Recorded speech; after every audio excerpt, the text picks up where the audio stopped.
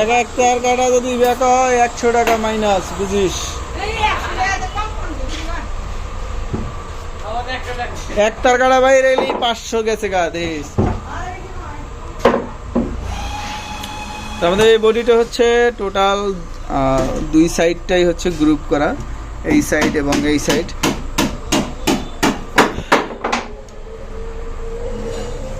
এই সাইডটাও গ্রুপ করে ভিতরে ঢুকানো এবং হচ্ছে এই সাইডটাও গ্রুপ করে একদম ভিতরে ঢুকানো। মানে এইটার বডিটার হচ্ছে আপনার এখান থেকে ভেঙে যাবে কিন্তু জয়েন্ট স্লিপ করবে না কখনো। এটা 100% গ্যারান্টি লিখিত নিতে পারেন। এখান থেকে জয়েন্ট ছুটবে না কিন্তু ভেঙে যাবে কিন্তু জয়েন্ট ছুটবে না, এটাই হচ্ছে কথা। আর এটা তো ভাঙা কোনো মতেই সম্ভব না, একটা স্পিকারে কোনো মতেই ভাঙা সম্ভব না, জয়েন্টও ছোটা সম্ভব না, কারণ এটা 2 দিকেই হচ্ছে গ্রুপ করা। হ্যাঁ, তো এই গ্রুপের বাহিরে এই বোর্ডটা কখনোই স্লিপ করে যেতে পারবে না। মানে টোটাল বডি একদম 4 দিক সব গ্রুপ করা, যেমন এখানে গ্রুপ করা, এটা ভিতরের দিকে আর কখনোই যেতে পারবে না। এদিকটাও গ্রুপ করা, এটা ভিতরের দিকে যতই চেষ্টা করুক এটা ভিতরের দিকে আর কখনোই যেতে পারবে না। তারপরে সবগুলো সাব গ্রুপ করা।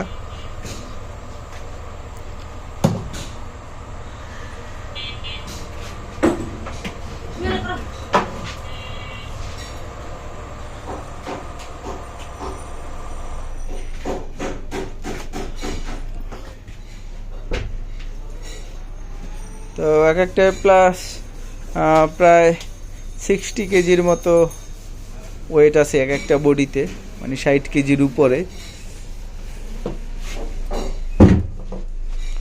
যদি কারো লাগে আমাদের সাথে যোগাযোগ করতে পারবেন। এটা সম্পূর্ণ স্ক্রু এবং তার কাটা দুটোই মারা আছে, কারণ আসলে আগে তার কাটা না মারলে বডিটা চাপে না। তারপরে হচ্ছে স্ক্রু মেরে বডিটা একদম স্ট্রংভাবে ধরে রাখার জন্য স্ক্রুটা মারা হয়।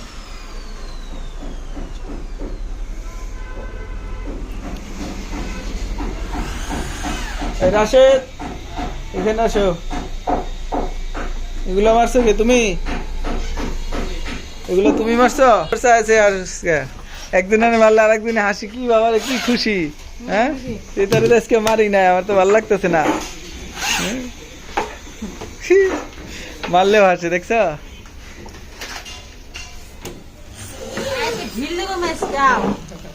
কি করবি? কে?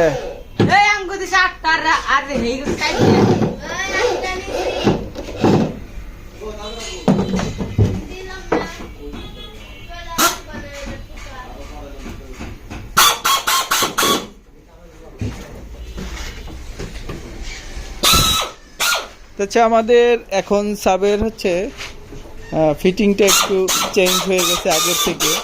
আমাদের এখন সাবের ফিটিংটা একটু ডিফারেন্ট। এটা একদম ভিতর থেকে আগে ফিটিং হয়, তারপর হচ্ছে আগে আমরা সাবের ফিটিং করতাম আগে 2 সাইড এবং ব্যাক পার্ট মেরে নিতাম, কিন্তু যেটা গ্রুপ করা, টোটাল গ্রুপ করা, সেটা হচ্ছে একদম ভিতর থেকে ফিটিং করে আসতে হবে, তারপরে হচ্ছে বাহিরের।